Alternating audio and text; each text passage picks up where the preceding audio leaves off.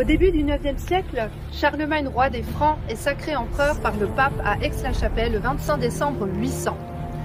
Il résidait alors à Thionville, où sa présence y est attestée déjà depuis 772. Une ville, Thionville, capitale dans l'histoire carolingienne. D'abord, c'est à Thionville que Charlemagne fait rédiger son testament politique, la Divisio Regnorum, dans laquelle il prévoit un premier partage de son empire entre ses 3 fils. Aujourd'hui encore, on peut observer à Thionville la fameuse tour aux puces, dans laquelle le roi faisait garder ses meutes de chiens entre 2 chasses.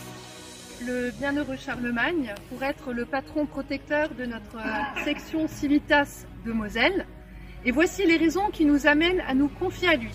D'abord, il a bien sûr habité sur nos terres de Moselle, entre Metz et Thionville. Ensuite, Charlemagne fut bien canonisé le 29 décembre 1166 à l'initiative de l'empereur Frédéric Barberousse par des ordinaires, c'est-à-dire par l'archevêque de Cologne et l'évêque de Liège. Cette nuit-là, les Acta Sanctorum, les actes des saints, relatent le miracle de 3 flambeaux qui tournoyaient au-dessus de la cathédrale d'Aix-la-Chapelle où reposait le corps de l'empereur.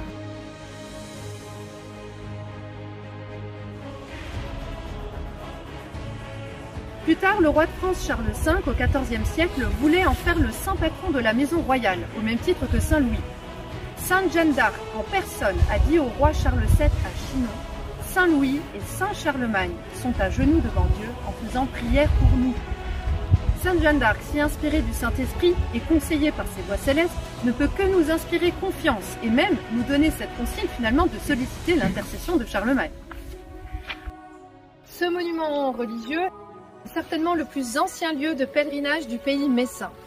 Et voici l'histoire de cette chapelle provenant d'un vœu de Charlemagne et racontée selon la tradition dans la vallée de la Canère. Sur ce territoire, Charlemagne pouvait se livrer à de grandes parties de chasse à courre, activité royale par excellence.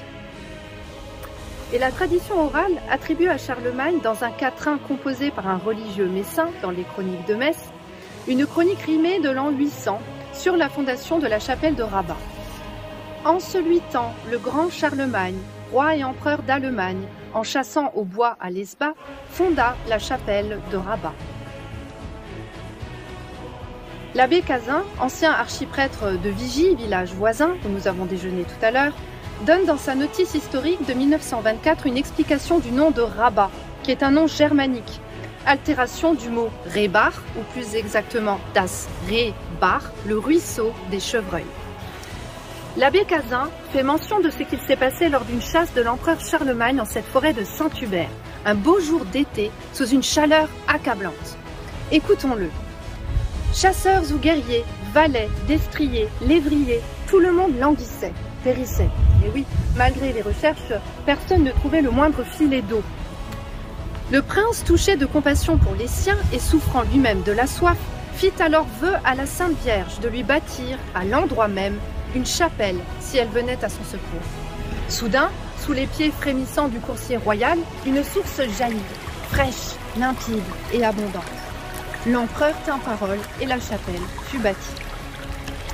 Cette chapelle fut donc fondée aux alentours de l'an 806. Selon la promesse de l'empereur, qui vit sa grande foi récompensée, elle fut donc consacrée à la très sainte Vierge Marie par le pape Léon IX lui-même en l'an 1049.